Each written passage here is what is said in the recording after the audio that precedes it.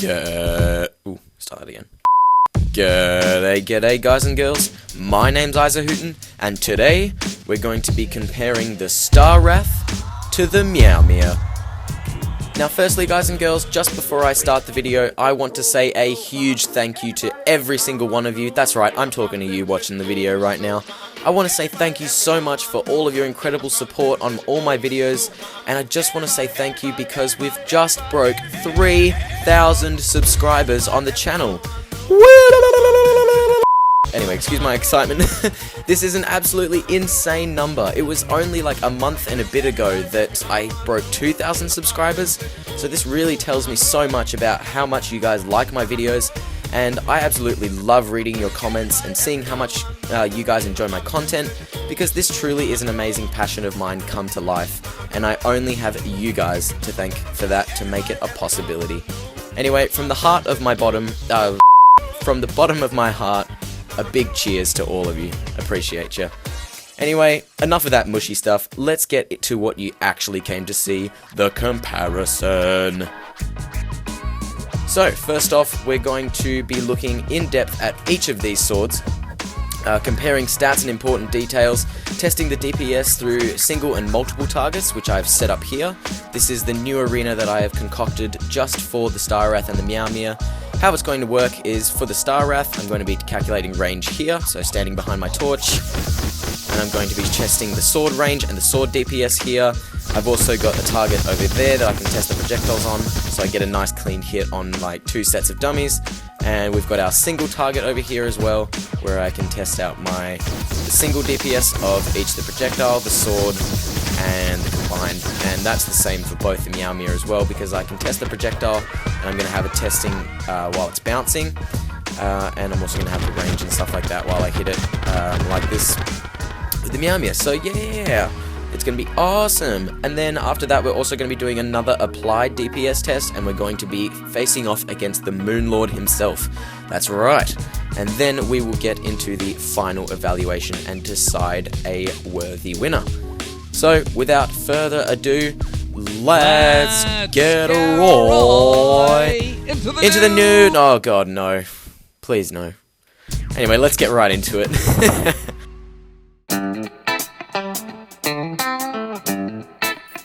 So first off, let's take a good look at the Star Wrath. Now the Star Wrath is a bloody awesome looking sword that is an auto-swinging, hard mode, post-Moonlord sword that can be considered a direct upgrade to the pre-hard mode sword Star Fury.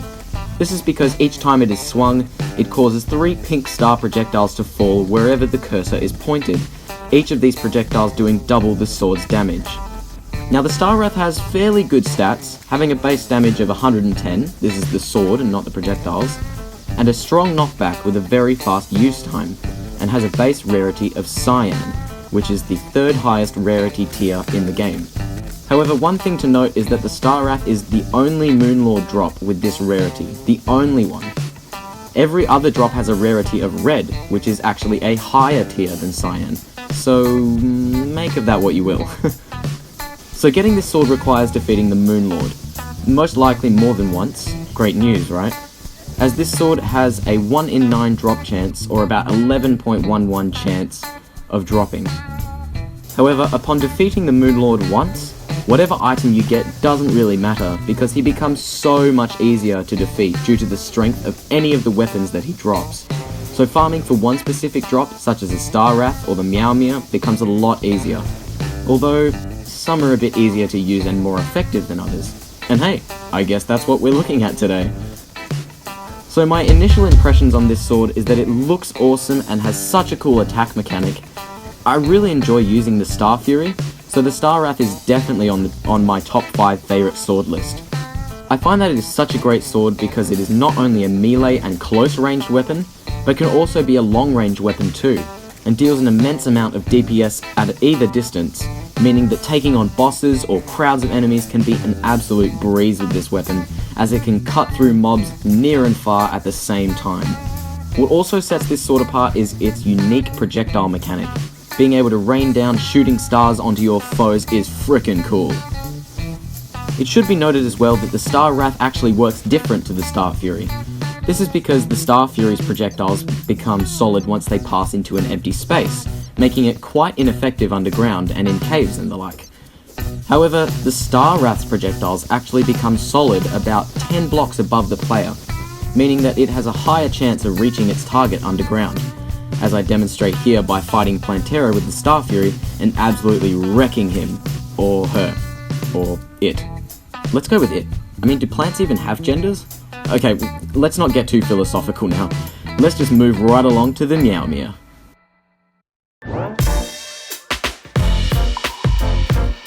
Now, the Meowmere. This is another auto-swinging, hard-mode post-Moonlord sword that is a very, very high-end sword with an incredible base damage. This was my first ever Moonlord drop, and it is just such a cool-looking sword with amazing stats, and I mean, come on. Who doesn't like Nyan Cat? It's not like that thing ever got repetitive and annoying. But seriously, this Nyan Cat inspired sword is capable of firing cat-shaped projectiles trailed by a rainbow that uses no mana or ammo when swung.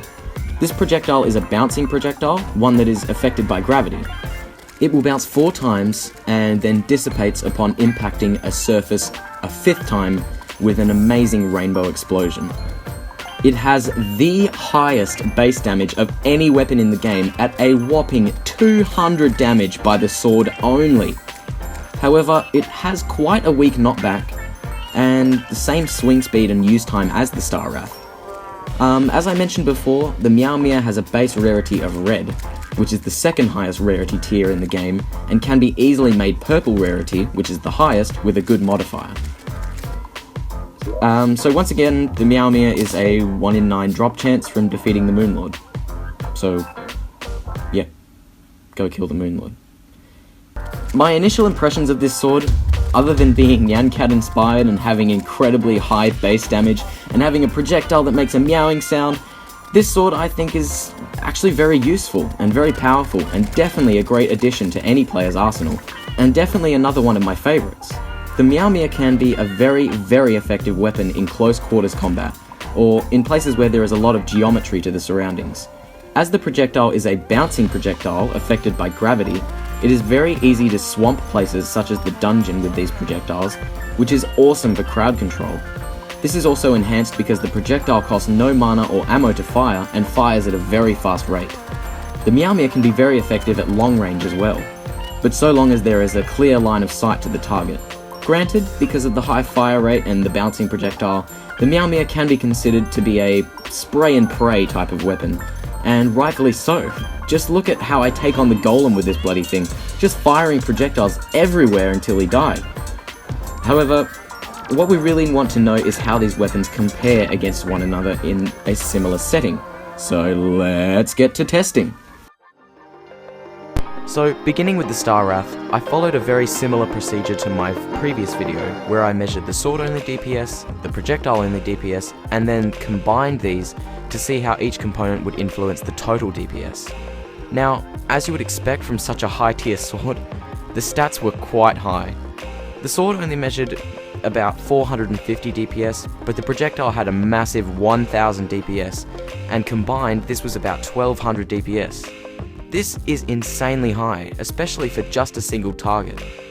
However, moving to the multiple targets, we see that, measuring the same aspects, the Star Wrath had a small-ish range of about 1.5 dummies, but all the values of the DPS practically doubled.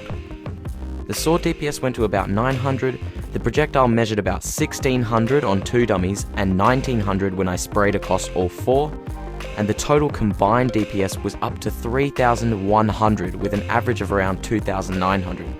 Absolutely insane stats for a sword of only 110 base damage. Then of course we move on to the applied tests, where I fought the Moonlord. Because I'm really bad at this game, I didn't actually manage to kill the Moonlord, even though I used buffs and armor. However, I did this consistently for both swords, so the values would have increased by the same amount, so it's still a fair test. What I did find was that the max DPS was about 1861 to be precise, and the average was around 700 to 800 DPS, which was actually closer to 700, so I think we'll settle around 700. Then I returned to my trusty friend the Golem and remeasured the stats, but also got a gauge on the playstyle of the weapon with no armor or any buffs. So I had a few complaints for the Star Wrath, the main one being that it was slightly awkward to control. I had to anticipate where the Golem would be in order to make the stars fall directly onto him. However, I did pick this up fairly quickly, and in the end I found it very effective, so it's definitely worth learning this skill. The biggest positive for the Star Wrath, however, was definitely the high fire rate of the projectiles and the amazingly consistent high DPS that they provided. This method of spamming the projectiles is extremely effective for both crowd control and precision fights, and allowed me to have more of a ranged fight if I chose. So I scored a max DPS of about 2,622 DPS and an average of 1,400, which actually exceeds our single target value by plus 400 DPS, and it only took me 28 seconds to defeat the Golem. Pretty crazy stuff. So, taking a look at the final stats, I would think that the strength of the Star Wrath rests in its powerful and numerous projectiles, and the fact that these can be used precisely near and far to take out enemies. Now let's take a look at how the Meow Mia scrapes up. So once again, using my fantastically designed testing area, I tested the same aspects as the Star Wrath, except I tested the projectile DPS through a single pass and also allowed it to bounce back. The sword DPS measured was about 780 DPS, with the single pass projectile being about the same. This means that we can conclude that the Meowmere projectile is actually around the same damage as the sword.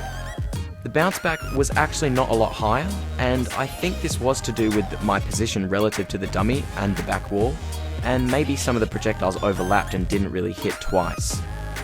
And 1300 DPS was the average combined DPS, which is actually still really high. For the multiple targets, it was a similar test, but all the values absolutely skyrocketed.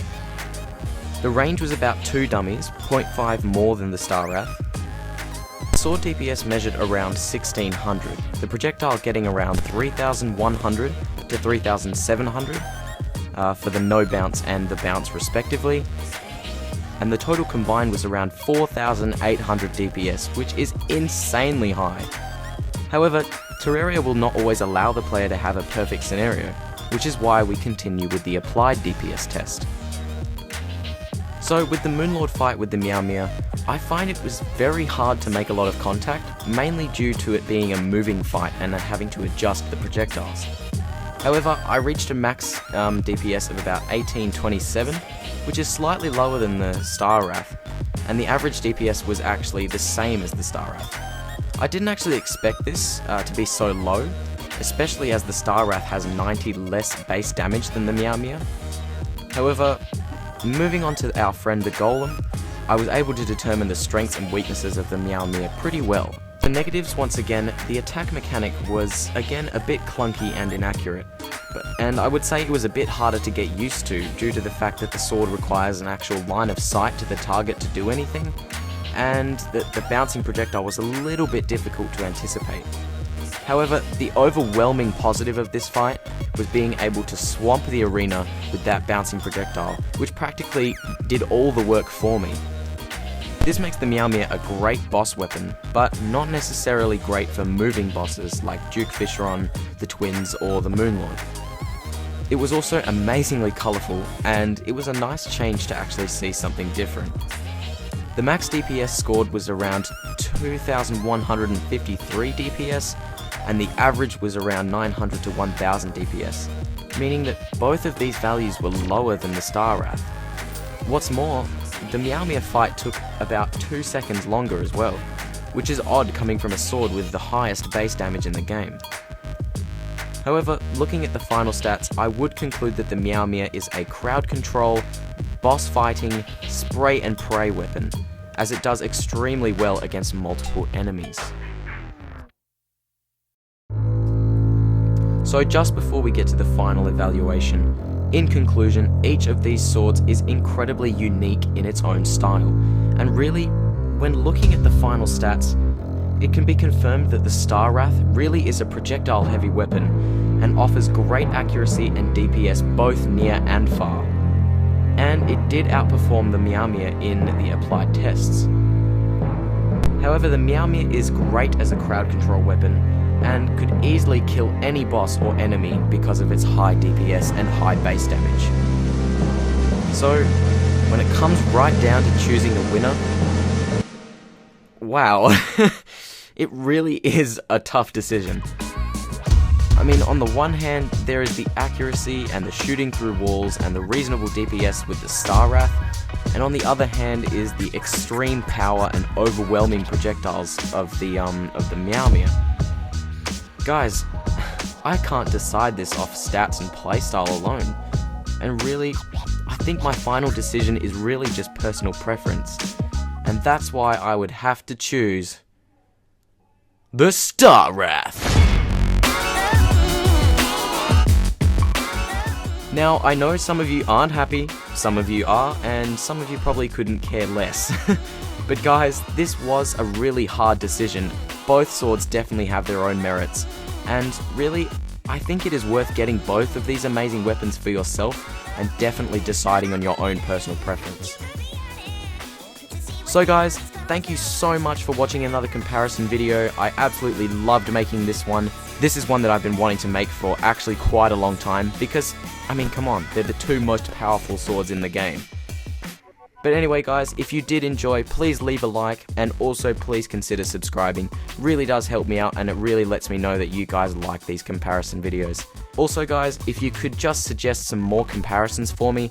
You did so well on the last video, I have so many to get through. It's going to take me a long time, but still, if you have any others that haven't been mentioned before, or if I think they look cool, I will definitely pick them out and be sure to give you a shout out.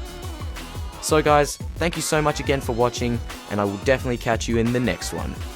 This is Isahooten, signing off.